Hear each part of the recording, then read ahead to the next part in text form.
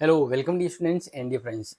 यहाँ पर दो दो तीन सवाल ऐसे थे जिनके ज़्यादा कमेंट आए और लगा कि इसमें एक शॉर्ट अपडेट आपको दे दूं, क्योंकि कन्फ्यूजन आप सभी का है और एग्ज़ाम में कन्फ्यूजन बिल्कुल नहीं होना चाहिए। क्योंकि अगर आप पढ़ाई कर रहे हैं तो कन्फ्यूजन है तो वो पढ़ाई को नहीं करने देता है। यहाँ पर वैसे ये दो सवाल जो हैं इनके शॉर्ट एंड आपको आंसर बता देता हूँ, और इसके अलावा अगर आपका और कोई सवाल है, कन्फ्यूजन है, तो आप कमेंट में डाल दीजिएगा। लेकिन फिलहाल हम बात करते हैं कि एग्ज़ाम में जो पहले वाला एडमिट कार्ड था वो चल सकता है या फिर नया एडमिट कार्ड ज़रूरी है।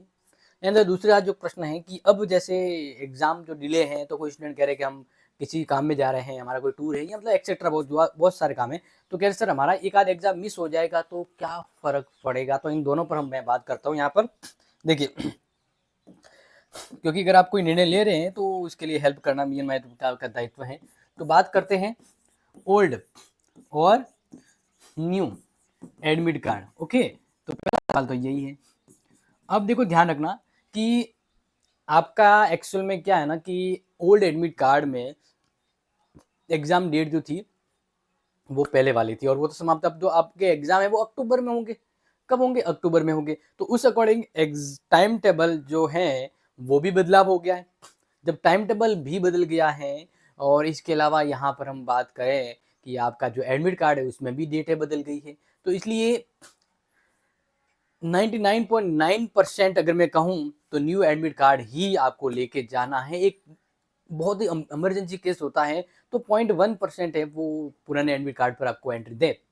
लेकिन मेरा सजेशन यही है कि आप एग्जाम देने जाएं तो न्यू कार्ड मतलब न्यू एडमिट कार्ड लेकर ही जाएं। समझ में आ रहा है कि नहीं आ रहा है? न्यू एडमिट कार्ड लेकर जाना आपको, ठीक है। कौन सा admit card? New admit card ही लेकर जाना है। ये सबसे पहला आपका डाउट क्लियर। पुराना नहीं चलेगा, ओके, क्योंकि time date all thing will be change now it. Okay, तो अब बात करते हैं।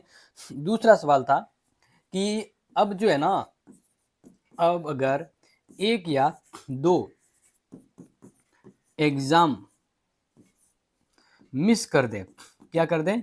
मिस यानी छोड़ दें, मिस कर दें, तो फिर क्या होगा? देखिए, अगर आप किसी बहुत ही इमरजेंसी काम के लिए जा रहे हैं और एक या दो एग्जाम मिस करते हैं, तो देखिए मैं यहाँ पर बताना चाहूँगा, अगर रेगुलर हो आप, अब आप रेगुलर हो, तो जब रेगुलर हो तो आप अगर मिस करते हो इमरजेंसी केसेस में, तो उस कंडीशन में आप फेल नहीं होंगे। रेगुलर केसेस, जो रेगुलर स्टूडेंट है तो उनके लिए क्या आएगी? बैक होगी। वो जो सब्जेक्ट नहीं दोगे तो उसकी बैक होगी, और ये जो बैक है वो वापस क्लियर कब होगी? Next year. जैसे सेकंड सेमेस्टर वालों का बैक का वापस फोर्थ सेमेस्टर वालों के साथ होगा, फोर्थ का सिक्स वालों के साथ होगा। अब नुकसान क्या है कि उस समय आपको अगले सेमेस्टर को भी पढ़ना है और बैक वाला भी पढ़ना है, और बैक पेपर का जब फॉर्म भरने जाओगे तो 800 रुपये अलग लगेगा, ठीक है। बाकी कोई रिस्क नहीं है, ये बता दिया। अब बात करते हैं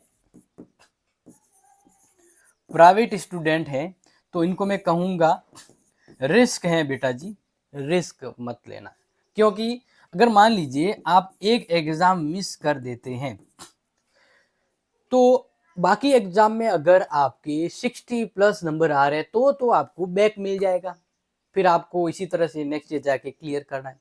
लेकिन अगर आपके पहले के एग्जाम कोई कमजोर हुए हैं और फिर एक एग्जाम छोड़ दिया, जो लास्ट टाइम का हुआ इस अकॉर्डिंग कहूँ, तो पॉसिबल है पॉसिबल है कि आपको फेल भी किया जा सकता है, या फिर आपके उस एक सब्जेक्ट में बैक आ सकता है। दो तो मिस करना ही मत गलती से भी, और एक भी कर रहे तो रिस्क है, क्योंकि लास्ट टाइम ये था कि स्टूडेंट बराबर मुश्किल से पास हुआ, एक एग्जाम छोड़ दिया मतलब पूरा ही फेल कर दिया था उसे, ठीक है। तो इसलिए पॉसिबल आपको मैंने बता दी क्या पॉसिबिलिटी होती है, और अब आपको तय करना, ये समझ लेना है कि मुझे क्या करना है, ठीक है। मेरी ओर से ये दो कंफ्यूजन जो थे आपके वो क्लियर करवा दिए। अगर आपके अलावा और कोई कंफ्यूजन या डाउट है तो आप कमेंट कर लीजिएगा, हम आपको बहुत जल्द बता देंगे। वैसे अपनी इंपॉर्टेंट क्लास जो चल रही है ना उसको देख लीजिए, तैयारी शानदार हो जाएगी। मिलता हूँ आपसे अगली इंपॉर्टेंट क्लास में, तब तक के लिए take care, share this video, love this video. जय हिंद, जय भारत।